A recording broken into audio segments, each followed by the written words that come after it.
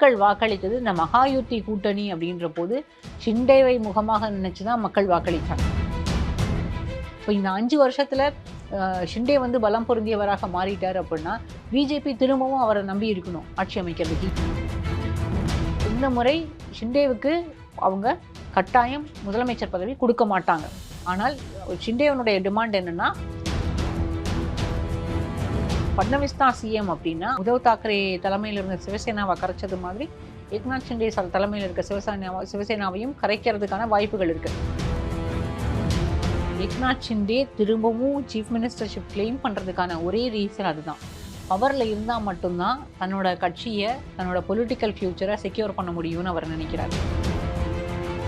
அஜித் பவாரோட கிட்ட இருக்க நம்பர்ஸை மட்டும் வச்சுட்டு அவங்க கவர்மெண்ட் ஃபார்ம் பண்ணிட்டு கூட போயிடலாம். இனி வந்து லாங் ரன்ல ஷிண்டேவனுடைய அரசியலும் இல்லாமல் செய்வது தான் பிஜேபிக்கான அரசியலாக அங்கே இருக்க முடியும். அங்கே பாரதிய ஜனதா கட்சிக்கான அந்த கிரவுண்ட் ஒர்க் எல்லாமே பண்ணது வந்து ஃபட்னவிஸ். இப்போ நீங்கள் வந்து மோடி ஷா அப்படின்னு நீங்கள் பார்க்குற மாதிரி நாளைக்கு வந்து அந்த இடங்களில் வந்து நீங்கள் ஃபட்னவிஸையும் யோகி ஆதித்யநாத்தையும் வச்சு பார்க்க முடியும்.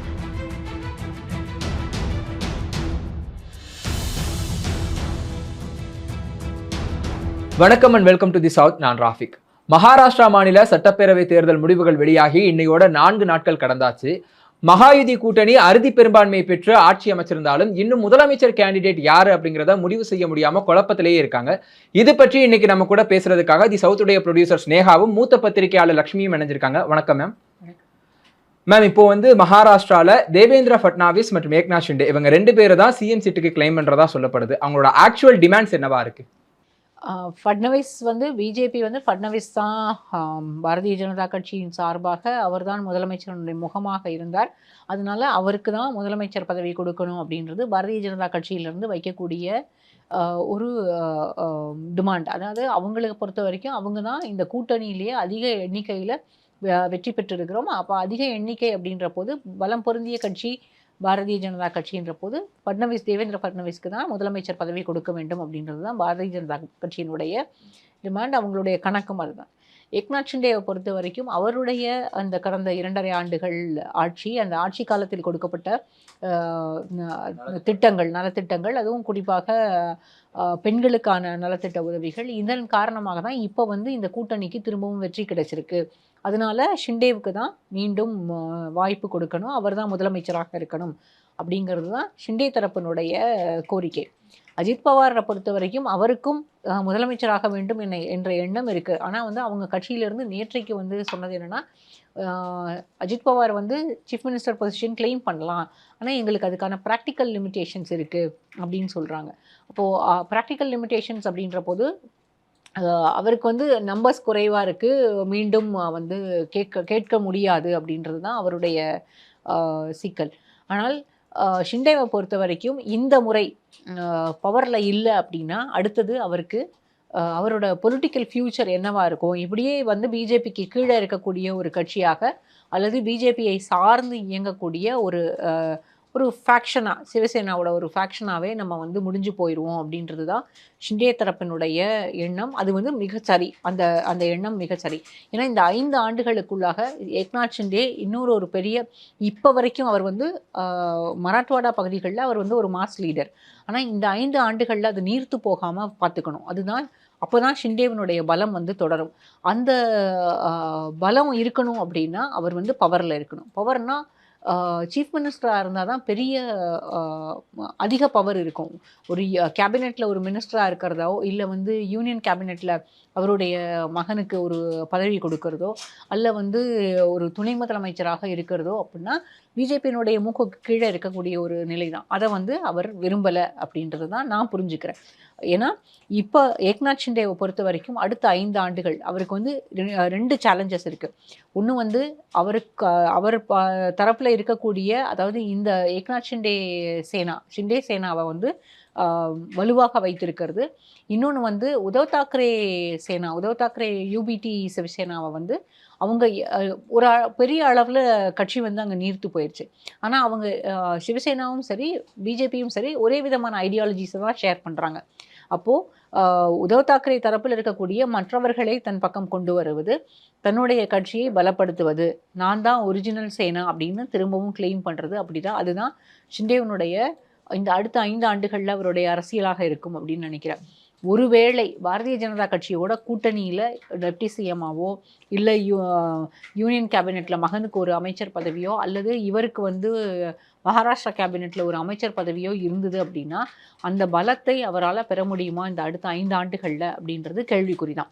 ஏன்னா பிஜேபி வந்து எல்லா பக்கமும் அவங்களுக்கான பலத்தை தான் கெயின் பண்ணும். ஏன்னா ஒரு பார்ட்டி பவரில் இருக்கும்போது அவங்க வந்து இன்னும் தங்களை பலப்படுத்தி கொள்கிறது வந்து ரொம்ப ரொம்ப சாதாரணமாக இருக்கும். அதுவும் மகாராஷ்டிரா போன்ற பகுதிகளில், அதுவும் ஃபட்னவிஸ் போன்ற ஒருவர், ஃபட்னவிஸ் வந்து மகாராஷ்டிரா அரசியலில் கிட்டத்தட்ட இந்த 20 ஆண்டுகளுக்குள்ளாக ஃபட்னவிஸினுடைய பலம் வந்து அதுவும் அவருடைய செயல்பாடுகள், அந்த கட்சிக்குள்ளாக இருக்கக்கூடிய செயல்பாடுகள், தேசிய அளவில் மற்ற தேசிய தலைவர்களோடு அவருக்கு இருக்கக்கூடிய போட்டி, இது எல்லாத்தையும் பார்க்கும்போது அவர் வந்து ஒரு பெரிய லீடராக தான் அங்கே வந்து மகாராஷ்டிராவில் பார்க்கப்படுறார்.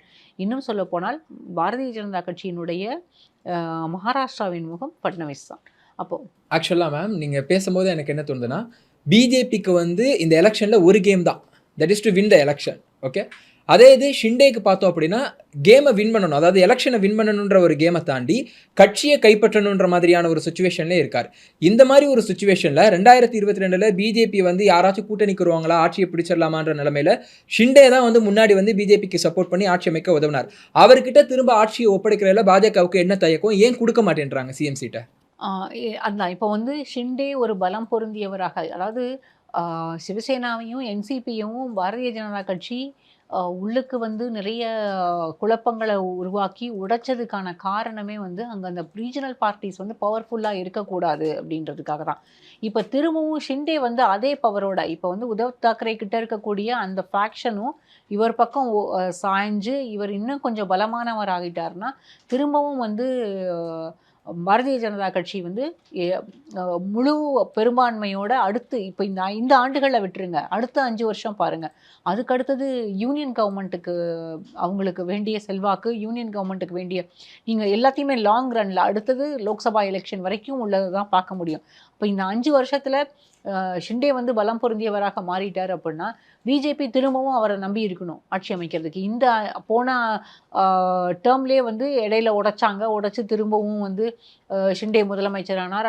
அதுக்கு முன்னால் வந்து இவங்க கொஞ்சம் நடு இரவில் வந்து இது நடந்ததெல்லாம், ஸ்வேரிங் நடந்ததெல்லாம் நம்ம பார்த்தோம். அப்போ அஜித் பவார், ஆமாம், அஜித் பவாரை வந்து சீஃப் மினிஸ்டர் ஆக்குறாங்க, அதுக்கு பிறகு இல்லைன்றாங்க, அதுக்கப்புறம் ஃபட்னவிஸ் சிஎம்மா ஸ்வேரிங் நடக்குது. அதற்கு பிறகு தான் திரும்பவும் உத்தவ் தாக்கரே கிட்ட வந்து அதுக்கப்புறம் இந்த 2000 ஆண்டுகளுக்கு பிறகாக தான் ஏக்நாத் ஷிண்டேவை உடைச்சி வெளியில் கொண்டு வராங்க. இப்போ திரும்பவும் இன்னொரு உத்தவ் தாக்கரேவா, ஏக்நாத் ஷிண்டே வந்து இன்னொரு உத்தவ் தாக்கரேயா இங்கே வளர்ந்துடக்கூடாது அப்படின்றதுல பாரதிய ஜனதா கட்சி உறுதியாக இருப்பாங்க. ஏன்னா இந்த 5 ஆண்டுகள் பிரயத்தனப்பட்டது வந்து பிஜேபியினுடைய அரசாங்கம் இருக்கணும், பிஜேபி பலம் பொருந்திய கட்சியாக இருக்கணும், மற்ற எல்லா கட்சிகளுமே சிறிய சிறிய கட்சிகளாக பிஜேபியை நம்பித்தான் மகாராஷ்டிராவில் அரசியல் செய்யணும் அப்படின்றதுக்காக தான் பாரதிய ஜனதா கட்சி இந்த வேலையை செய்தது. அப்போ திரும்பவும் ஏக்நாத் ஷிண்டேக்கு வந்து சீஃப் மினிஸ்டர் பதவி கொடுத்துட்டு அவருடைய கட்சி பலமாகிறத வந்து இவங்க பார்த்துக்கிட்டு இருப்பாங்க அப்படின்னு நான் நினைக்கல. ஒருவேளை அது வந்து அங்கே இருக்கக்கூடிய மக்களும் அங்கே இருக்கக்கூடிய இது வந்து அங்கே வேறு அரசியலை அவங்க வேறு எப்படி புரிஞ்சுப்பாங்க, இல்லை அதை வேறு எப்படி எந்த கண்ணோட்டத்தில் அங்கே பார்க்குறாங்கன்னு தெரியல. ஆனால் நான் புரிஞ்சுக்கிறது இப்படி தான். அதுக்காக பாரதிய ஜனதா கட்சி இந்த 5 வருஷம் பிரயத்தனப்படலை. இன்னொரு 5 வருஷம் காத்திருந்து அதற்கு பிறகு திரும்பவும் ஷிண்டே இன்னும் பவர்ஃபுல்லாக வந்துட்டாருன்னா இவங்க என்ன பண்ணுவாங்க, திரும்பவும் அவர் பின்னாலேயே போய் நிற்பாங்களா? அதுக்கும் வாய்ப்புகள் கிடையாது. இப்போது இந்த முறை ஷிண்டேவுக்கு அவங்க கட்டாயம் முதலமைச்சர் பதவி கொடுக்க மாட்டாங்க. பிஜேபியை பொறுத்த வரைக்கும் ஃபட்னவிஸ் தான் சிஎம், ஏக்நாத் ஷிண்டே ஒன்று டெப்டி சிஎம்மாக இருக்கலாம், இல்லை கேபினெட்டில் மினிஸ்டராக இருக்கலாம், மகனுக்கு யூனியன் கேபினெட்டில் பதவி. ஆனால் ஷிண்டேவனுடைய டிமாண்ட் என்னென்னா மகனை வந்து டெப்டி சீஃப் மினிஸ்டர் ஆக்கணும், அவரை சீஃப் மினிஸ்டர் ஆக்கணும், அல்லது ஃபட்னவிஸ் தான் சிஎம் அப்படின்னா மகாராஷ்டிரா கேபினெட்டில் பதவி கொடுக்கணும், அது போக மகனை வந்து மகாராஷ்டிராவில் டெப்டி சீஃப் மினிஸ்டர் ஆக்கணும் அப்படின்றது தான் அவருடைய டிமாண்டாக இருக்குது. ஆனால் எனக்கு தெரிஞ்சு இன்னும் ஓரிரு நாட்களில் இது வந்து சரி செய்யப்படும், முடிஞ்சிரும் அப்படின்றாங்க. அதற்கான வாய்ப்புகள் ரொம்ப குறைவு, இன்றைக்கி நாளைக்கு அப்படின்றது கூட இல்லை. இன்னும் இது வந்து இப்படியே இதே ஸ்டேல்மெட் கண்டினியூ ஆச்சு அப்படின்னா பிஜேபி லாங் ரன்னில் இந்த ஷிண்டே ஃபேக்ஷனில் இருக்க ஃபேக்ஷனுடைய ஸ்ட்ரென்த்தையுமே பிரேக் பண்ணுவாங்கன்னு தான் நான் நினைக்கிறேன். ஏன்னா இப்போவே வந்து எல்லா எம்எல்ஏக்களும் இந்த தாஜ் ஹோட்டலில் தான் தங்கியிருக்காங்க. அடுத்தது என்ன ஆகும்னு தெரில. ஒருவேளை அஜித் பவாரோட சப்போர்ட்டை மட்டும் வச்சுட்டு கவர்மெண்ட்டை ஃபார்ம் பண்ணிட்டு அதுக்கு அடுத்தது ஷிண்டேவை அப்போசிஷனில் உட்கார வச்சு திரும்பவும் உத்தவ் தாக்கரே தலைமையில் இருந்த சிவசேனாவை கரைச்சது மாதிரி ஏக்நாத் ஷிண்டே தலைமையில் இருக்க சிவசேனாவையும் கரைக்கிறதுக்கான வாய்ப்புகள் இருக்குது. ஆனால் பிஜேபி அதை செய்தால் பிஜேபி வந்து இன்னும் அன்பாப்புலர் ஆகும். ஏன்னா இப்போ வரைக்கும் ஷிண்டே தான் பாப்புலர். அங்கே ஷிண்டே தான் பாப்புலர் ஃபேஸு. அதனால அவங்களுக்கு சிக்கல்கள் இருக்குது. இது வந்து இப்போ பிஜேபியை பொறுத்த வரைக்கும் அவங்க கண்ணாடி பாத்திர மாதிரி இன்னும் ஒரு வருஷத்துக்கு அவங்க வந்து மகாராஷ்டிரா சுச்சுவேஷனை அவங்க ஹேண்டில் பண்ண வேண்டியிருக்கும். மேம், ஷிண்டேயை பொறுத்த வரைக்கும் அவங்க கட்சியில் இருக்கவங்க என்ன சொல்கிறாங்கன்னா, ஷிண்டேயோட முகத்தை வச்சு தான் எலெக்ஷன்ஸை சந்திச்சாங்க, அவரோட நலத்திட்டங்கள் தான் இவ்வளோ பெரிய நம்பர்ஸை கொண்டு வந்து கொடுத்துருக்கு. அப்போ ஏன் அட்லீஸ்ட் ஒரு பீகார் மாடல் மாதிரி மகாராஷ்டிரால ஏன் கொண்டு வர முடியாது? நம்பர்ஸ் பிஜேபி கிட்ட தான் அதிகமான நம்பர்ஸ் இருந்தாலும் ஏன் வந்து நிதிஷ்குமார் மாதிரி மகாராஷ்டிரால ஏக்நாத் ஷிண்டே இருக்கக்கூடாதுன்னு கேட்குறாங்க. அதுக்கான பாசிபிலிட்டிஸ் என்ன? இல்லாட்டி பீகாரில் இருக்கிறது மகாராஷ்டிரால கொண்டு வர முடியாதுன்றதுக்கான சிச்சுவேஷன்ஸ் என்ன? பீகாரில் இருக்க அமைப்பு வந்து வேற. அதாவது பீகாரில் வந்து பாரதிய ஜனதா கட்சிக்கு நம்பர்ஸ் இருந்தாலும் கிட்டத்தட்ட 72 தொகுதிகள் அவங்க வச்சுருக்காங்க. நம்பர்ஸ் இருந்தாலுமே அவங்க நிதிஷை வந்து சிஎம்மாக ஒத்துக்கிட்டதுக்கான ரீசன், அதாவது யூனியன் கவர்மெண்ட்டில் வர்றதுக்கு முன்னாலேயே, யூனியனில் வந்து இந்த அண்டர்ஸ்டாண்டிங் வர்றதுக்கு முன்னாலேயே அவங்க வந்து ஒத்துக்கிட்டாங்க. ஆனால் அதுக்கு காரணம் வந்து அங்கே வந்து பாரதிய ஜனதா கட்சிக்கு பீகாரில் ஒரு மிகப்பெரிய கட்டமைப்பு கிடையாது. மகாராஷ்டிராவில் இருக்க மாதிரி அவங்க வந்து ரொம்ப ஸ்ட்ராங்கான ஒரு பார்ட்டி கிடையாதாங்க. அங்கே ஏற்கனவே அவங்க பவரில் இருந்திருக்காங்க, இல்லாமல் இல்லை. ஆனாலும் சில நேரங்களில் வந்து அங்கே வந்து நிறைய ஈக்குவேஷன்ஸில் தான் மாறி இருக்கு. அப்போது நிதிஷை நம்பி அவங்களுக்கு அதான் ஆரம்பத்திலே நான் சொன்ன மாதிரி தான், இந்த எலெக்ஷனை மட்டும் அவங்க பார்க்கறது இல்லை, லோக்சபா எலெக்ஷனையும் சேர்த்து வச்சு அடுத்தடுத்த மாநிலங்களில் வரக்கூடிய தேர்தல்கள், சட்டப்பேரவை தேர்தல்களையும் எல்லாத்துலேயும் கணக்கில் வச்சு, ராஜ்யசபாவில் வரக்கூடிய நம்பர்ஸ் இது எல்லாத்தையும் கணக்கில் வச்சு தான் பார்க்குறாங்க. அப்போது பீகாரில் வந்து அவங்களுக்கு கட்டமைப்பு கிடையாது. அதனால நிதிஷ்குமார் பின்னால் நின்னா பாரதிய ஜனதா கட்சிக்கு அங்கே லாபம். இங்கே வந்து அவங்களுக்கு மிகப்பெரிய கட்டமைப்பு இருக்கிறது. ஆகப்பெரிய கட்சி வந்து மகாராஷ்டிராவில் பிஜேபி தான். அப்படி இருக்கும்போது பீகாரில் இருக்க மாதிரியான ஒரு பொலிட்டிக்கல் ஈக்குவேஷனுக்கு இங்கே வந்து அவங்க கட்டாயம் தயாராக இருக்க மாட்டார்கள். பீகாரில் வந்து ஆர்ஜேடிக்கு செல்வாக்கு இருக்குது. ஆர்ஜேடிக்கு இருந்த அளவு அதே செல்வாக்கு தான் பிஜேபிக்கும் இருந்தது. ஒருவேளை பிஜேபி வந்து நிதிஷ் தான் சிஎம் ஆகணும் அப்படின்றத ஒத்துக்காமல் இருந்திருந்தாங்கன்னா திரும்பவும் வந்து பழைய கணக்கிலேயே வந்து மீண்டும் தேஜஸ்வி யாதவ் தலைமையிலான ஆர்ஜேடியோடைய கூட்டணி அப்படின்னு சொல்லி திரும்பவும் நிதிஷ் வந்து முதலமைச்சர் ஆகிறதுக்கான வாய்ப்புகளும் இருந்தது. இல்லை ஆட்சி கலைப்பு வந்து திரும்ப எலெக்ஷன் அப்படின்ற ஒரு நிலை கூட இருந்தது. ஆனால் பிஜேபி பவரில் இருக்கணும் அப்படின்றதுக்காக அந்த ஈக்குவேஷனுக்கு அங்கே வந்து ஒத்துக்கிட்டாங்க. ஆனால் இங்கே வந்து அவங்களுக்கு இப்போதைக்கு அது தேவையில்லை. ஏன்னா பிஜேபியை பொறுத்த வரைக்கும் அவங்க தான் தனிப்பெரும் கட்சியாக இருக்கணும், அவங்க தான் ஆட்சியில் இருக்கணும் அப்படின்னு நினைக்கிறாங்க. ஆக்சுவலாக மேம் இந்த எலெக்ஷனில் பிஜேபியில் வந்து ஃபட்னாவிஸ் தான் வந்து சிஎம் சீட்டுக்கான கிளைம் வந்து அதிகமாக வைக்கிறார். என்னன்னா எலெக்ஷன் நடக்கும்போதே வந்து ஃபட்னாவிஸ் முகத்தை வந்து முன்னிறுத்தி ஃபட்னாவிஸ் தான் சிஎம் கேண்டிடேட், அவருக்கு ஓட்டு போடுங்கன்னு சொல்லியிருந்தா அவர் கிளைம் வைக்கிறதுல ஓகேன்னு சொல்லலாம். பட் வந்து 3 பேருமே ஈக்குவலாக தான் இருந்தாங்க. ஃபட்னாவிஸ், ஏக்நாத் ஷிண்டே அண்ட் அஜித் பவார் 3 பேருமே ஈக்குவலாக தான் நின்னாங்க. அப்படிங்கும்போது எதனால இப்போ வந்து பிஜேபியில் ஃபட்னாவிஸ்க்கு மட்டும் கிளைம் அதிகமாக வைக்கிறா? ஃபட்னாவிஸ் மட்டும் ஒரு படி முன்னாடி இருக்காரு, ஏன் மற்ற பிஜேபி லீடர்ஸ் அங்கே யாரும் அங்கே முன்னாடி வர முடியல? இல்லை, மகாராஷ்டிராவை பொறுத்த வரைக்கும் எப்போதுமே இப்போ சமீப காலமாக ஃபட்னவிஸ் தான் அங்கே வந்து அவங்களுடைய முகமாகவே இருந்திருக்கார். பாரதிய ஜனதா கட்சி வேறு யாரையுமே அங்கே வந்து பார்க்கல. கடந்த ஆட்சியில், அதாவது ஷிண்டே தலைமையிலான கவர்மெண்ட் இருந்தப்போ கூட அங்கே வந்து அந்த கவர்மெண்ட்டையும் ஷிண்டே ஃபேக்ஷன், அஜித் பவார் ஃபேக்ஷன் எல்லாரையுமே வந்து என்சிபியில் இருந்தும் சிவசேனாவில் இருந்தும் பிரித்து கூட்டிகிட்டு வந்து அங்கே பாரதிய ஜனதா கட்சிக்கான அந்த கிரவுண்ட் ஒர்க் எல்லாமே பண்ணது வந்து ஃபட்னவிஸ். அதனால் அவரை வந்து கட்டாயம் அவருக்கான சப்போர்ட் வந்து அங்கே அதிகமாக இருக்குது. இன்னொன்று வந்து ஃபட்னவிஸ் வந்து இப்போ கிடையாது, கிட்டத்தட்ட 2004க்கு பிறகு ஏற்கனவே ஒரு டேர்ம் சிஎம்மாகவும் இருந்திருக்காரு. ஆமாம், சிஎம்மாகவும் இருந்திருக்காரு. ஃபட்னவிஸை பொறுத்த வரைக்கும் ஆர்எஸ்எஸ் வந்து அவருக்கு பின்னால் இருக்கிறது. அதனால் விட்டு கொடுக்க மாட்டாங்க. இப்போ எப்படி யோகி ஆதித்யநாத் வந்து பிஜேபியினுடைய ஒரு முகமாக, அகில இந்திய அளவில் ஒரு முகமாக இருக்கிறாரோ, அதே போல் ஃபட்னவிஸும் பிஜேபியினுடைய ஒரு முகமாக வளர்ந்திருக்கார். இன்னும் வேகமாக வளர்வதற்கான வாய்ப்புகள் இருக்கிறது. இப்போ நீங்கள் வந்து மோடி ஷா அப்படின்னு நீங்கள் பார்க்குற மாதிரி நாளைக்கு வந்து அந்த இடங்களில் வந்து நீங்கள் ஃபட்னவிஸையும் யோகி ஆதித்யநாத்தையும் வச்சு பார்க்க முடியும். ஆனால் 2 பேரும் இப்போ இவங்க இந்த டியோ மாதிரி தான் அவங்க இருப்பாங்கன்னெலாம் நான் சொல்ல வரல, அப்படி புரிஞ்சுக்க வேண்டாது.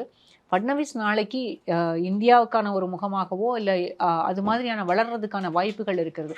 ஆர்எஸ்எஸ் வந்து ஒரு பிராமின் லாபியை ஆர்எஸ்எஸ் வந்து எப்போதுமே சப்போர்ட் பண்ணுவாங்க. அதனுடைய ஒரு வெளிப்பாடு தான் ஃபட்னவிஸ்க்கு இருக்கக்கூடிய இந்த பேக்கிங் அப்படின்னு நான் புரிஞ்சுக்கிறேன்.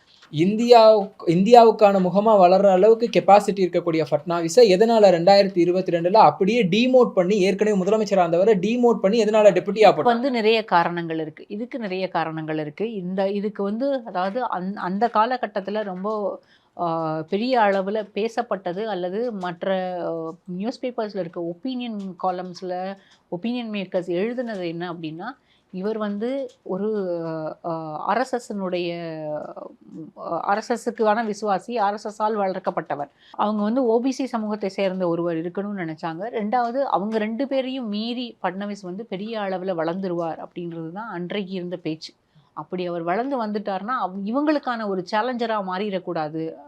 அதனால் அன்னைக்கு திரும்பவும் டெப்டி சிஎம்மாக இருக்க வைக்க வேண்டிய கட்டாயம் இருந்தது.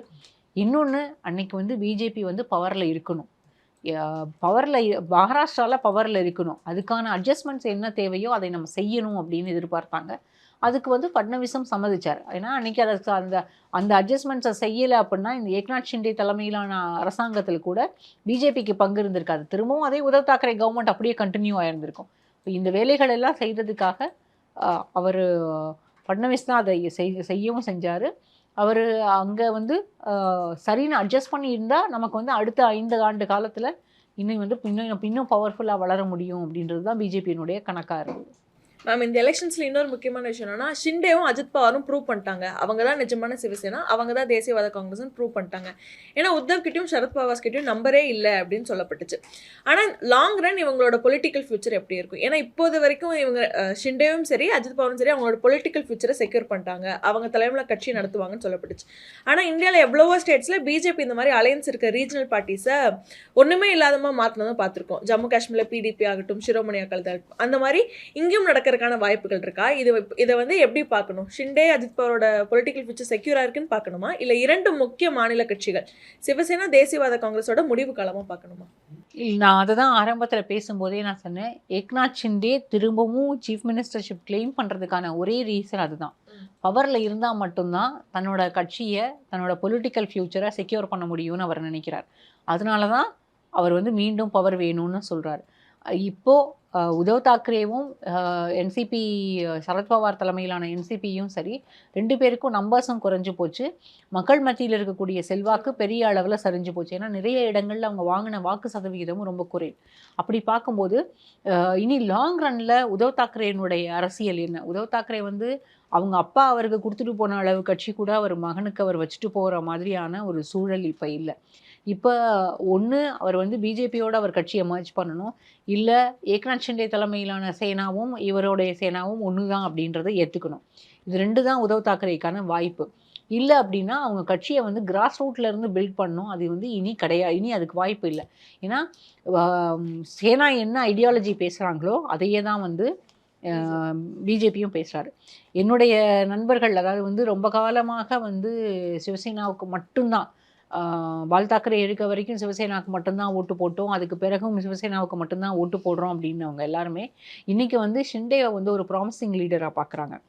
என் நண்பர் வந்து அவர் மராத்வாடா ரீஜன்லேருந்து வரக்கூடியவர். வாக்களிக்கும் போது கூட அவர் அதை தான் சொன்னார். ஷிண்டே வந்து உதவை விட ஒரு படி மேல், அவருக்கு வந்து அவரால் டெலிவர் பண்ண முடியும்னு நாங்கள் நினைக்கிறோம் அப்படின்னு சொன்னார். அப்போ இந்த மாதிரியான ஒரு நம்பிக்கை வந்துருச்சு. ஆனால் இந்த 5 வருஷத்துக்கு அப்புறம் இந்த ஷிண்டே தலைமையிலான சேனாவும் சரி அஜித் பவார் தலைமையிலான என்சிபியும் சரி எங்கே இருப்பாங்கன்னு நினச்சி பாருங்கள். ஒரு 2 மினிஸ்டர் இருப்பாங்களா?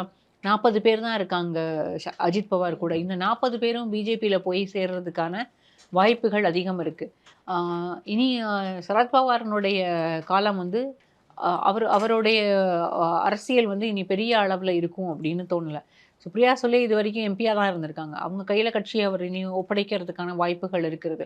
அப்படி அவங்கக்கிட்ட கொடுத்துட்டு அவர் ரிட்டையர் ஆகிறாரு, பொலிட்டிக்ஸ்லேருந்து ரிட்டையர் ஆகிறாரு, இல்லை பொலிட்டிக்ஸில் அப்படியே இருக்கார் அப்படின்னாலுமே இனி என்சிபி வந்து அங்கே வந்து தேஞ்சு போச்சு. இப்போ என்சிபிக்கு நீ வந்து பெரிய அளவில் வாய்ப்புகளும் கிடையாது. சேனா உத்தவ் தாக்கரே தலைமையிலான சேனா வந்து ஒன்று பிஜேபியோட சேரணும், இல்லை ஷிண்டே கூட இருக்கணும், நிற்கணும். இந்த மாதிரியான சூழல் தான் இப்போ இருக்குது. இது வந்து பிஜேபி வந்து எல்லா இடங்கள்லையும் அப்படிதான். முதல்ல கூட இருப்பாங்க, அதுக்கப்புறம் பிரேக் பண்ணுவாங்க, கூட இருந்தே பிரேக் பண்ணுவாங்க. அதுக்கப்புறம் அந்த ஃபேக்ஷன்ஸ் எல்லாத்தையும், சின்ன சின்னதாக இருக்கிற ஃபேக்ஷன்ஸ் எல்லாத்தையுமே காலி பண்ணிடுவாங்க. So they have eaten into all the Shiv Sena votes in most of the constituencies. அது போக இனி வந்து லாங் ரன்னில் ஷிண்டேவனுடைய அரசியலும் இல்லாமல் செய்வது தான் பிஜேபிக்கான அரசியலாக அங்கே இருக்க முடியும். ஆக்சுவலாக இந்த சிஎம் ரேஸில் பார்த்தோம் அப்படின்னா பிஜேபியோடைய கேண்டிடேட்டுக்கு நாங்கள் சப்போர்ட் பண்ணுறோம் அப்படின்னு சொல்லிட்டு அஜித் பவாருடைய ஃபேக்ஷன் வந்து ஆல்ரெடி அவங்களோட சப்போர்ட் வந்து எக்ஸ்டெண்ட் பண்ணிட்டாங்க. இதை எப்படி பார்க்குறீங்க? ஷிண்டே வந்து முதலமைச்சர் ஆயிடக்கூடாது அப்படின்னு கூட்டணி கட்சியில் இருக்கக்கூடிய அஜித் பவாருடைய ஃபேக்ஷனே நினைக்குதா? அஜித் பவாருக்கு இப்போது பவரில் இருக்கணும் அப்படின்னா பிஜேபியை சப்போர்ட் பண்ணி தான் ஆகணும். ஏன்னா அவருக்கு சீஃப் மினிஸ்டருக்கான வாய்ப்புகள் கிடையாது. அவர் ஏற்கனவே அவங்க கட்சியில் இருக்கக்கூடியவங்க சொன்னது மாதிரி ப்ராக்டிக்கல் லிமிடேஷன்ஸ் இருக்குது. இன்னும் சொல்லப்போனால் திரும்பவும் வந்து அந்த இடி கேசஸ் எல்லாம் உயிர் பெறுவதற்கான வாய்ப்புகளும் அதிகம். அப்படி இருக்கும்போது இப்போது இனி வந்து இந்த 5 வருஷத்துக்கு அவருக்கான அரசியல் அப்படின்னா அவர் வந்து பிஜேபியோட கூட்டணியில் இருந்து இந்த கூட்டணிக்கு சரின்னு சொல்கிறது தான். ஒருவேளை அஜித் பவார் சரின்னு சொல்லி அந்த நம்பர்ஸ் மட்டும் போதும், ஷிண்டே வேண்டாம் அப்படின்னு பிஜேபி முடிவு பண்ணாங்க அப்படின்னா அது வந்து பிஜேபிக்கு மிகப்பெரிய சறுக்கலாக முடியும். ஏன்னா ஷிண்டே தான் பாப்புலர் ஃபேஸாக இருக்கார் இப்போ வரைக்கும். இன்னொரு கணக்கு வந்து அஜித் பவாரை பொறுத்த வரைக்கும் திரும்பவும் ஷிண்டேவே முதலமைச்சர் அப்படின்ற போது அவருக்கு கீழே தான் இருக்க போகிறார். அவருக்கு ஈக்குவலான ஒரு பொசிஷன் கூட இவருக்கு இல்லாமல் ஆயிரும். திரும்பவும் டெப்டி சிஎம் இல்லை வந்து அமைச்சர் அப்படிங்கிற ஒரு பொறுப்பில் மட்டும்தான் இருக்க முடியும். வெளியில் வந்ததுக்கான காரணம், அதாவது என்சிபியை உடைச்சி வெளியில் கொண்டு வந்ததுக்கான காரணம் முழுமையடையாமையே போயிடலாம். அவர் கையில் கட்சியும் வராமல் போயிடலாம், அவருக்கான பெரிய செல்வாக்கும் இல்லாமல் குறைஞ்சு போயிடலாம். அதனால பிஜேபியை இப்போ சப்போர்ட் பண்ணால் நமக்கு வந்து ஒரு கட்டத்தில் நம்மளோட ஃபேக்ஷனை வந்து பலப்படுத்த முடியும் அப்படின்ற ஒரு எண்ணம் பவாருக்கு இருக்கலாம். மேம், நீங்கள் சொன்ன மாதிரி ஃபட்னவிஸ் வளர்றது வந்து அமித்ஷா மோடிக்கு ஒரு சேலஞ்சாக இருக்கணுன்றனால மகாராஷ்டிராவில் வேறு ஏதாவது ஒரு பிஜேபி ஃபேஸுக்கு சீஃப் மினிஸ்டர் ரோல் கொடுக்கறதுக்கான வாய்ப்புகள் இருக்குது. ஏன்னா மத்திய பிரதேஷில் அதை பண்ணாங்க, ராஜஸ்தான், சத்தீஸ்கர் போன்ற மாநிலங்களில் அந்த மாதிரி பண்ணாங்க. சிவராஜ் சிங் சௌஹான், வசுந்தரா ராஜெல்லாம் ஓரம் கட்டிட்டு புதுசாக ஒருத்தரை வந்து ஃபர்ஸ்ட் டைம் சிஎம்லாம் கூட கொண்டு வந்து சிஎம் போஸ்ட்டில் உட்கார வச்சாங்க. அந்த மாதிரி வாய்ப்புகள் எதுவும் மகாராஷ்டிராவில் நடக்கிறதுக்கான சான்சஸ் இருக்கா? அது வந்து அசோக் சவான் ஏற்கனவே காங்கிரஸ்ல இருந்து பிஜேபியில் சேரும்போது அப்படி ஒரு வாய்ப்பு வருமோ அப்படின்னு எதிர்பார்க்கப்பட்டது. ஆனால் இப்போ வந்து திரும்பவும் அவர் வந்து லோக்சபா சீட்டு தான் அவர் கண்டெஸ்ட் பண்ணது, லோக்சபா பைப்போல் தான், இருந்தாலும் அவர் அதுலேயும் தோல்வி தான். அதனால இப்போ வந்து ஃபட்னவிஸை தாண்டி வேறு யாரையும் முகமாக மகாராஷ்டிராவில் பிஜேபி நினச்சா அது அவங்களுக்கு ஒரு பெரிய சறுக்கலை தான் உண்டு பண்ணும். அதனால அந்த மாதிரியான வேலைகளை இப்போ வந்து அவங்க தொடங்க மாட்டாங்க அப்படின்னு நினைக்கிறேன். மேபி ஒரு இன்னும் 5 ஆண்டுகளுக்கு பிறகு இவரை வந்து டெல்லிக்கு எலிவேட் பண்ணிட்டாங்க அப்படின்னா அதற்கு பிறகு அவங்க வந்து வேறு முகங்களை தேர்றதுக்கான வாய்ப்புகள் இருக்குது. ஆக்சுவலாக இந்த பேச்சுவார்த்தை முடிவில் ஒருவேளை ரொட்டேஷ்னலாக 2.5 வருஷத்துக்கு நீங்கள் முதலமைச்சர், 2.5 வருஷத்துக்கு நாங்கள் முதலமைச்சர் மாதிரி பிஜேபிக்கும் சிவசேனாவுக்கும் இடையில் வந்து ஒரு உடன்பாடு ஏற்படுறதுக்கான வாய்ப்பு இருக்கா? அப்படி ஏற்பட்டுச்சு அப்படின்னா அதுக்கு ஃபட்னாவிஸ் அக்செப்ட் பண்ணிக்குவாரா? எனக்கு தெரிஞ்சு அதுக்கான வாய்ப்புகள் கிடையாது. பிஜேபி அப்படி விட்டு கொடுக்க மாட்டாங்க. ஏன்னா கடந்த ஆட்சியிலேயே வந்து அவங்க பிஜேபி விட்டு கொடுத்துட்டாங்க. அதனால தான் ஷிண்டே வந்து முதலமைச்சராக இருந்தார். இப்போ அதுக்கான வாய்ப்புகளே கிடையாது. அவங்க சொல்கிறத கேட்கறது தான் இன்றைக்கு வந்து ஷிண்டேவுக்கு ஒரே வழியாக இருக்க முடியும். அப்படி இல்லை அப்படின்னா அஜித் பவாரோட கிட்ட இருக்க நம்பர்ஸை மட்டும் வச்சுட்டு அவங்க கவர்மெண்ட் ஃபார்ம் பண்ணிட்டு கூட போயிடலாம். நாளைக்கு ஏக்நாத் ஷிண்டேனுடைய கேப்பை வந்து இன்னும் சுக்கலாக உடைப்பாங்க. அது வந்து இந்த அரசியல் எல்லாம் தெரிஞ்சு தான் ஷிண்டே வந்து பின்வாங்காமல் இருக்கார் அப்படின்னு நான் நினைக்கிறேன். இப்போ அதிக பாசிபிலிட்டிஸ் வந்து தேவேந்திர ஃபட்னவிஸ் சிஎம்மாக பொறுப்பேற்றுக்கிறதா மகாராஷ்டிராவில்? ஆமாம், நான் அப்படி தான் புரிஞ்சுக்கிறேன். ஃபட்னவிஸ்க்கு தான் வாய்ப்புகள் அதிகம் அப்படின்னு நான் புரிஞ்சுக்கிறேன். பட் வந்து அங்கே லோக்கலில் வந்து இன்றைக்கும் அந்த பகுதியில் இருக்கக்கூடிய மக்கள் மீண்டும் ஷிண்டே தான் முதலமைச்சர் அப்படிங்கிற கணக்கில் தான் வாக்களித்தாங்க. அப்படி தான் வந்து அதாவது எக்ஸிட் போல் ரிசல்ட்ஸும் சரி, அதுக்கப்புறம் வந்த ரிசல்ட்ஸ்க்கு அப்புறம் வந்த ஒப்பீனியன் பீசஸும் சரி, எல்லாமே அதை தான் உணர்த்துது. ஆக்சுவலாக 2014க்கு அப்புறம் ஃபட்னவிஸ்க்கான பாப்புலாரிட்டி வந்து அங்கே ரொம்ப குறைஞ்சிருக்க மாதிரி தெரியுது. என்னதான் 2 வருஷம் மட்டுமே ஆட்சி பண்ணியிருந்தாலும் கூட ஏக்நாத் ஷிண்டே முதலமைச்சர் ஆகணும் அப்படின்னு சொல்லிட்டு நிறைய பேர் விரும்புகிறதா சர்வேஸ் எல்லாம் வந்திருக்கு. இப்போ லோக்நிதி சர்வேல கூட 25% மேலே வந்து ஏக்நாத் ஷிண்டே தான் முதலமைச்சர் ஆகணும் அப்படின்னு சொல்லிட்டு சர்வேல ஓட் பண்ணியிருக்காங்க. ஏக்நாத் ஷிண்டேக்கு அப்புறம் உத்தவ் தாக்கரே இருக்காரு. உத்தவ் தாக்கரேக்கு அதுக்கப்புறமா தான் வந்து தேவேந்திர ஃபட்னாவிஸ்ன்ற ஒரு ஆளுடைய என்ட்ரி அங்க வருது. இதை எப்படி பார்க்குறீங்க? இப்படி கீழ இருக்கிறவர் திடீர்னு மேல கொண்டு வந்தா, ஓட்டு போட்ட மக்கள் அங்க என்ன நினைப்பாங்க? என்னதான் மேண்டேட் வந்து அததான் நான் வந்து பேசும்போது சொன்னேன். ஃபட்னவிஸ்க்கு தான் பாரதிய ஜனதா கட்சி வாய்ப்பு கொடுக்க போகுது. ஃபட்னவிஸை தான் முதலமைச்சர் ஆக்கணுங்கிறது தான் அவங்களுடைய கணக்கு. ஆனால் மக்கள் வாக்களித்தது இந்த மகாயுத்தி கூட்டணி அப்படின்ற போது ஷிண்டேவை முகமாக நினைச்சு தான் மக்கள் வாக்களித்தாங்க. அதை தான் நான் சொன்னேன். ஷிண்டே தான் இன்னைக்கு வரைக்கும் மகாராஷ்டிராவில் பாப்புலர் ஃபேஸு. இதை வந்து பிஜேபி இன்றைக்கு இந்த கட்டத்தில் பாரதிய ஜனதா கட்சி அதை ஏற்றுக்க மாட்டாங்க. ஏற்றுக்கிட்டா அடுத்தது அவங்க வந்து திரும்பவும் இன்னொரு ரீஜனல் பார்ட்டிக்கு கீழே அவங்க வந்து செயல்படக்கூடிய ஒரு சூழல் வந்துடும். அதை அவங்க ஒத்துக்க மாட்டாங்க. அடுத்த 5 வருஷத்துக்குள்ள அந்த ரொட்டேஷனல் பேசிஸ் இந்த எந்த கணக்குமே இருக்காது. ஏக்நாத் ஷிண்டேயை அவங்க வழிக்கு கொண்டு வரதுக்கான எல்லா முயற்சிகளையும் பாரதிய ஜனதா கட்சி செய்யும்.